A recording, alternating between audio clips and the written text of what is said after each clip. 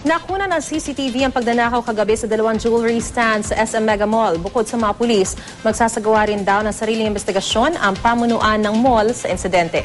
Ang may tabalita hatid ni Haji Rieta. Sa mga rawang ito mula sa Mandaluyong pulis, kita ang tatlong lalaking nakasuot ng puting damit. Ang isa nakasuot pa ng puting sombrero na tila may kinukuha sa mga eskaparante. Mapapansin din dito ang dalawang empleyado na nakatalikod at nakataas ang mga kamay. Ito raw ang aktwal na kuha ng panloloob at pagnanakaw sa dalawang jewelry stand sa isang mall sa Mandaluyong pasado alas 8 kagabi.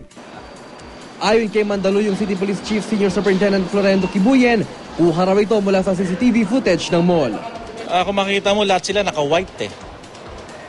Casual lang sila na according ng mga witnesses natin sa loob. Then without any provocation, bigla na lang nilang binasag yung using yung wrench. Ang metal wrench o llave de tubo na ginamit ng mga suspect para basagin ng mga eskaparante at tangay ng mga lahas, binili umano sa loob mismo ng mall. Pagkatapos nito, tila pasimple raw na umalis sa mga suspect, pero nagpaputok muna ng baril para mabulabog ang mga tao at di sila mapansin. Pero 2 sa 4 na mga suspect nakuna ng mukha ng CCTV. Posibleng mga miyembro mano sila ng martilyo gang na nanloloob sa mga jewelry shop. Ibibase pa namin dun sa mga previous cases na mga arrested members ng martilyo gang. Nagre-request din kami ng video footage para at least makita natin talaga yung galaw nila. Ang pamunuan naman ng pinasok na mall, magsasagawa rin ng sariling investigasyon sa insidente.